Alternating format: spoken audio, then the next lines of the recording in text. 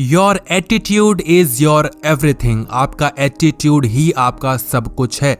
अगर आपका एटीट्यूड अच्छा होता है तो आप लाइफ में जो भी कुछ होता है उसको पॉजिटिवली लेते हैं, हमेशा खुश रहते हैं और लाइफ में आगे बढ़ते ही रहते हैं और एक दिन सक्सेसफुल ज़रूर हो जाते हैं। लेकिन अगर आपका एटीट्यूड ही खराब होता है तो आप लाइफ में जो भी कुछ होगा उसको नेगेटिव तरीके से ही देखेंगे और यही सोचते रहेंगे कि मेरे साथ ही ऐसा क्यों होता है। एटीट्यूड की सिंपल डेफिनेशन है आपका रिएक्शन। आपके लाइफ में जो भी कुछ हो रहा है उसको लेकर आपका रिएक्शन कैसा आता है। रिएक्शन अच्छा तो एटीट्यूड अच्छा, रिएक्शन खराब तो एटीट्यूड खराब। एटीट्यूड बनाने के लिए सबसे पहली चीज याद रखना कि आपके लाइफ में एक पर्पस होना चाहिए। अगर आपके लाइफ में कोई पर्पस नहीं है, कोई लक्ष्य नहीं है, कोई गोल नहीं है तो समझ जाइए आप एटीट्यूड के बिना ही चले जा रहे हैं। यानी कि एक ऐसी गाड़ी है जिसमें आप चलाए जा रहे हैं लेकिन ये ध्यान नहीं दे रहे हैं कि उसके अंदर फ्यूल कितना है। लाइफ में आगे बढ़ते रहिए लेकिन ये चेक करते रहिए कि गाड़ी में फ्यूल कितना है, आपका एटीट्यूड कैसा है। एटीट्यूड खराब होगा तो हो सकता है आप गलत डायरेक्शन में जा रहे हो। दूसरी चीज़ कि हमेशा अपने कंफर्ट जोन से बाहर निकलने की कोशिश करिए।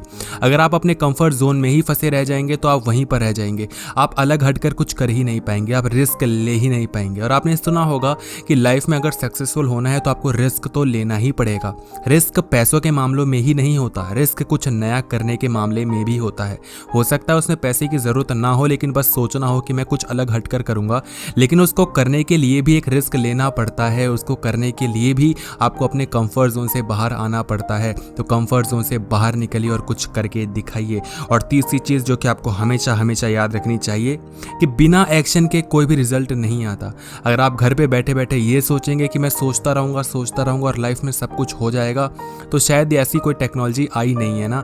करना पड़ता है, अभी भी कितनी भी ज़्यादा टेक्नोलॉजीज आ गई हों लेकिन काम को तो करना ही पड़ेगा। सोचने से सब कुछ तो नहीं ही होगा, तो काम को करिए और करके दिखाइए। सोचते रहने से कि मैं ये करूँगा, मैं वो करूँगा, एक दिन मैं ऐसा बन जाऊँगा, एक दिन मैं वैसा बन जाऊँगा, उसको मजा चखा दूंगा, ऐसे कुछ भी नहीं होता। कर्म नहीं करेंगे तब तक फल तो नहीं ही मिलेगा। अगली चीज़ आपको हमेशा याद रखनी चाहिए कि जब भी आपके साथ कुछ गलत होता है, आप कुछ गलती करते हैं तो थोड़ा पीछे हटिए, उसके बारे में सोचिए, उससे कुछ सीखिए और फिर उसको सीख कर लाइफ में आगे बढ़िए।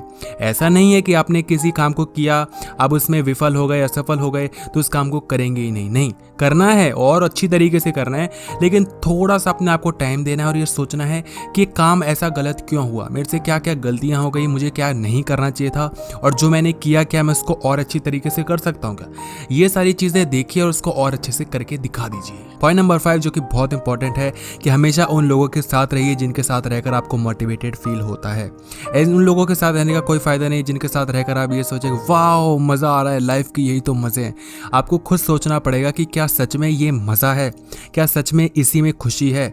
दो पल की खुशियों के ऊपर मत जाइए, लाइफ के बारे में सोचिए कि क्या ये चीज़ें आपको आज से 5 साल बाद इसका कोई रिजल्ट दे रही होंगी, क्या आपको खुशी दे रही होंगी। अगर हाँ तो प्लीज़ उसको करिए और अगर नहीं तो कोई फ़ायदा नहीं है। इसका मतलब ये नहीं कि आप आज में ना जिएं, आज की खुशी भी इंपॉर्टेंट है लेकिन थोड़ा फ्यूचर के बारे में सोचते रहिए, क्योंकि आज में ही इतना खुश रह जाएंगे तो हो सकता है आपके आने वाला जो कल हो वो थोड़े मुसीबत में हो।